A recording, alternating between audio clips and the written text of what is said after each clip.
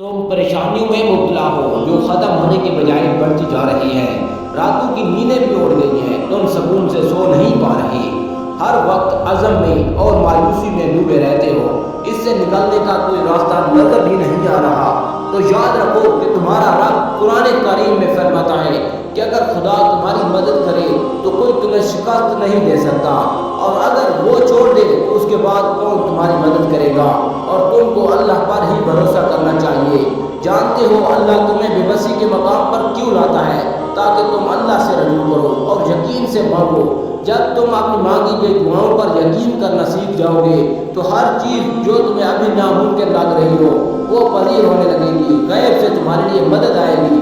जो चीज़ नसीब में नहीं है देखना वो भी तुम पालोगे। सुनो, दुख में कभी पछतावे के आंसू ना बहाओ, क्योंकि तुम वो खुश नसीब हो जिसे अल्लाह ने आजमाइश के काबिल समझा। वरना बहुत से लोग तो गफलत में पड़े हुए हैं, उनके हाथ कभी दुआ के लिए नहीं उठते। सुनो, हर मुश्किल का हल अल्लाह के पास है। उसको अपनी मोहब्बत और अपनी दुआओं के साथ छोड़ दो।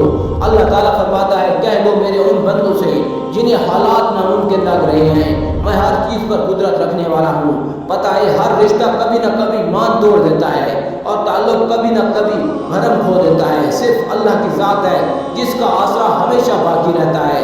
टूट मत जाना, हमें देने वाला पुकार कर कहता है, एक दिन तुम्हारा अल्लाह तुम्हें इतना देगा कि तुम खुश हो जाओगे। पता है हज़रत यूसुफ अलैहिस्सलाम 32 साल बाद अपने बाप से मिले तो इतना रोए कि बेहोश हो गए, फिर उठे और इतना रोए कि फिर बेहोश हो गए। तो हज़रत जिब्राईल अलैहिस्सलाम ने अल्लाह ताला से पूछा, या अल्लाह इतनी मोहब्बत भी कोई किसी से करता है कि आप? अल्लाह ताला ने फरमाया, ऐ जिब्राईल अलैहिस्सलाम, मैं उम्मत मुहम्मदिया के हर फर्द से इससे ज़्यादा मोहब्बत करता हूँ। अल्लाह तुमसे भी हद मोहब्बत करता है।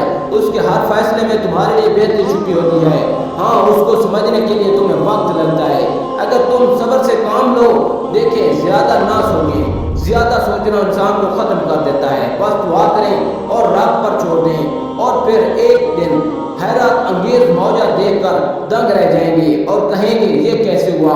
तो वो मालिक हकीकी है ना। मौजे करना तो उनकी शान है। पता है हजरत अली अलैहिस्सलाम ने फरमाया, जो अपने नसीब पर अक्सर रोते रहते हैं उसे ये खबर ही नहीं होती कि उसके रब ने उसके हक में और भी बेहतर लिखा होता है। तो फिर क्यों तुम नाउमीद होते हो?